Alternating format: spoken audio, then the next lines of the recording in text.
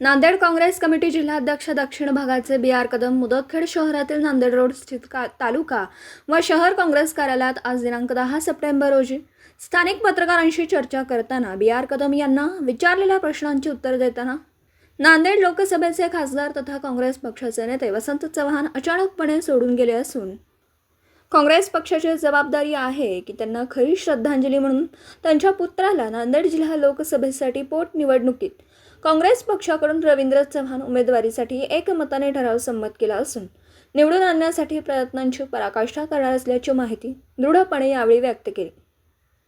पुढे विचारलेल्या प्रश्नांना उत्तर देताना नांदेड जिल्ह्यात एकूण 9 विधानसभा मतदारसंघ असून भोकर या विधानसभा मतदारसंघातून जवळपास 12 इच्छुक उमेदवारांनी पक्षाकडे भोकर विधानसभेसाठी अर्ज केला। काँग्रेस पक्ष ज्याला उमेदवारी देईल त्यासाठी एकमताने निवडून आणण्यासाठी प्रचार करू आणि भोकर मतदारसंघात काँग्रेस पक्षाचा झेंडा फडकू असं यावेळी सांगितलं व तसेच काँग्रेस पक्षाकडून परवानगी घेऊनच मतदारसंघात काँग्रेस पक्षाचा ध्येय धोरण सामान्य लोकांना सांगत असल्याचं यावेळी नमूद केलं आणि रस्ते करणं म्हणजे विकास नव्हे असे खोचक विधान नाव न घेता अप्रत्यक्षपणे या भागाचे माजी आमदार तथा राज्याचे माजी मुख्यमंत्री अशोक चव्हाण यांना लगावला। याप्रसंगी तालुका काँग्रेस कमिटी अध्यक्ष प्रतापराव देशमुख बारडकर, माजी नगराध्यक्ष राजाप्पा कोतावर, शहर काँग्रेस कमिटी अध्यक्ष कैलास गोडसे, माजी उपाध्यक्ष लक्ष्मण दौदे, कृषी उत्पन्न बाजार समितीचे उपसभापती तेजाब पाटील मुंगल, युवक शहर अध्यक्ष मुजीब पठाण, शहर काँग्रेस उपाध्यक्ष सूर्यकांत चौंदते आदी साहित्य उपस्थित होते। काल नांदेडला ठराव घेण्यात आला, त्या संदर्भात काय प्रतिक्रिया? नांदेड लोकसभा मतदारसंघामध्ये 6 विधानसभा आहेत, 10 तालुके आहेत आणि 27 जिल्हा परिषद सर्कल आहेत। एवढ्या एरियातल्या लोकांनी कैलासवासी आमचे नेते वसंतराव चव्हाण साहेबांना मदत केली। जनतेने फार पाठिंबा दिला आणि त्यांना विजय केलं। दुर्दैवानं ते फार अचानक गेले, त्याचं दुःख आम्हाला आहे। लोकसभा मतदारसंघातल्या जनतेला आहे, मतदाराला दुःख आहे। आम्ही विचार केला जेव्हा पोटनिवडणूक लागल तर त्यांच्या मुलाचं नाव मी ठरवत एकमुखाने सगळ्यांनी पाठिंबा दिला। नांदेड उत्तर जिल्हा, नांदेड दक्षिण जिल्हा आणि शहर आम्ही सगळ्यांनी रवींद्र वसंतराव चव्हाण यांना उमेदवारी द्यावी अशी आमची मागणी केली, ठराव केला।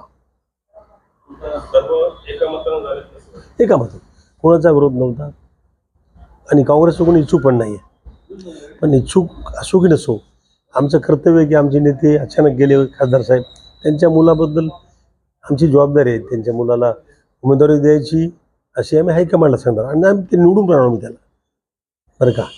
जनता मतदान देईल, सहानुभूती आहे अचानक निधन झाल्यामुळे। त्याचप्रमाणे आपण एक पक्षाचे काँग्रेस पक्षाचे जिल्हा अध्यक्ष आहोत। आगामी काळामध्ये काही दिवसात काही महिन्यावर येऊन टेकलेल्या विधानसभे संदर्भामध्ये आपल्या पक्षाकडून कशी तयारी करण्यात आली आहे? आम्ही 9चे 9 नांदेड जिल्ह्यातल्या 9 विधानसभेची पूर्ण तयारी केलेली आहे। साधारणतः आम्ही 10 म्हणजे 20 वर्षाचा 22-25 वर्षाचा इतिहास काढला। 30 ते 28च्या वर अर्ज कधीच नव्हते। आता आमचे 103 अर्ज आमच्याकडे प्राप्त आहेत जिल्ह्यातले 9 विधानसभेचे। लोकांची उत्सुकता, उमेदवारी मागण्याची संख्या आणि जनतेचा पाठिंबा काँग्रेसला असल्यामुळे शक्यता आहे, आम्ही परवा 2 दिवसापूर्वी पेपरला बातमी दिली होती 3 अध्यक्षांनी, शक्यता आहे आम्ही 9च्या 9 जागा लढू, शक्यता आहे। आगामी विधानसभेमध्ये भोकर विधानसभेमध्ये आपण देखील काँग्रेस पक्षाकडे मागणी केलेली आहे, त्या संदर्भामध्ये आपली काय भूमिका? नाही, आमचे 13 अर्ज आहेत। 13पैकी एक आमचे प्रकाशराव आमचे मागणी केली होती, भोशीकर ते गेले भाजपमध्ये प्रवेश केला त्यांनी, पण आता 12 लोक इच्छुक आहेत। 12चे 12 लोक एकापेक्षा एक प्रबळ दावेदार आहेत। ज्याला मिळेल त्याचं आम्ही काम करू। असे आमचा सामना भाजपच्या उमेदवारीशी आहे। आपसामध्ये आम्ही एकच होत, 12पैकी कुणाला एकाला मिळालं त्याचं आम्ही काम म्हणून करू।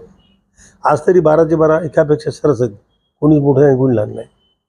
येत्या काळामध्ये जे आपले काँग्रेसमध्ये असताना नेते होते, त्या नेतेशी आपले येत्या काळामध्ये निवडणूक त्यांच्या विरोधात लढणार आहोत आपण, तर पूर्ण त्याबद्दल आपण तयारी केलेली आहे। पण काँग्रेस पक्षाचा उमेदवार म्हणून आम्हाला निवडून लढवायची, ते भाजपचे आहेत। नेते मागे होते, आज कुठं संबंध राहिला, पक्ष बदलला म्हणजे विषय संपला। ते अजून विधानसभाच्या निवडणूक लागल्यामुळे भोकर विधानसभामध्ये जास्तीत जास्त भूमिपूजनचा कार्यक्रम चालू आहे. त्या संदर्भात काय प्रतिक्रिया आहे? त्यात ते भाजपाचे नेते त्यांचा उद्देश आहे की त्यांनी खरं म्हणजे भोकर मतदारसंघातच भूमिपूजन चालू आहे, उद्घाटन चालू आहे. नेत्यांनी तसं दिलेत तरी पाहायला पाहिजे की नाही. आता त्यांचा विषय, त्यांच्या पक्षाचा विषय बरं का. नाही, आपल्या पक्षाच्या काही लोकांनी ते 550 कोटीचा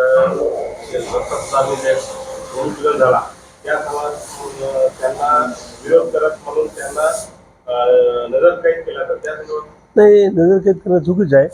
लोकशाहीमध्ये एखादी गोष्ट चुकीची वाटली, साधा माणूस, साधा मतदार, साधा नागरिक कुठल्याही भूमिकेला विरोध करू शकतो.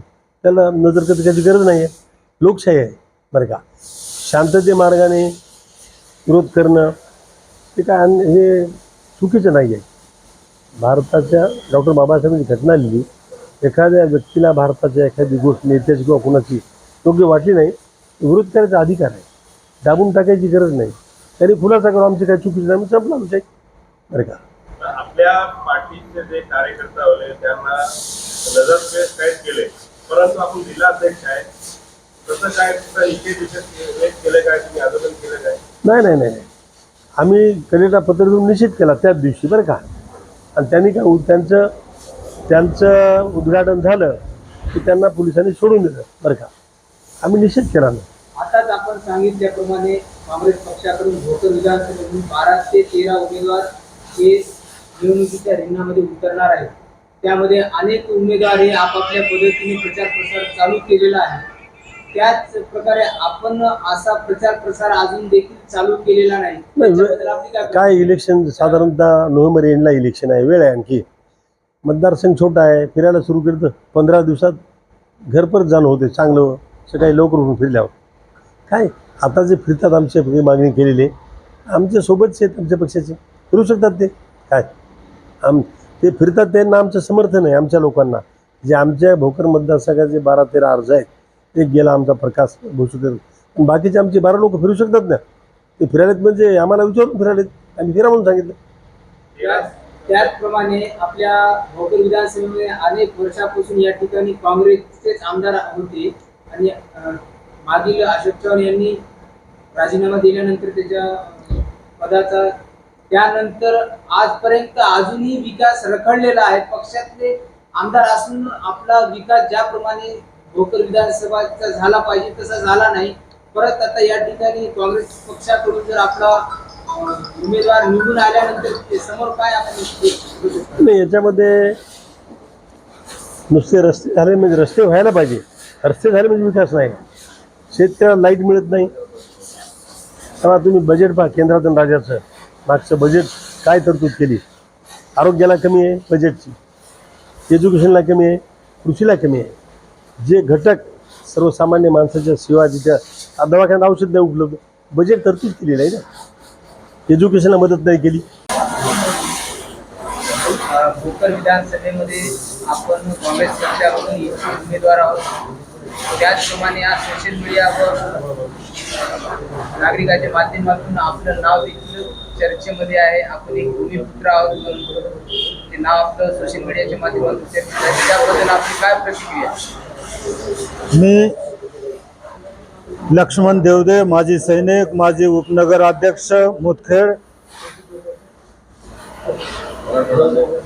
काँग्रेस पक्षाचा एक निष्ठावान कार्यकर्ता म्हणून मी माझी उमेदवारी मागणीचं आमचं जे काही पक्षाचा प्रोटोकॉल आहे त्या प्रोटोकॉलप्रमाणे मी पण एक इच्छुक आहे.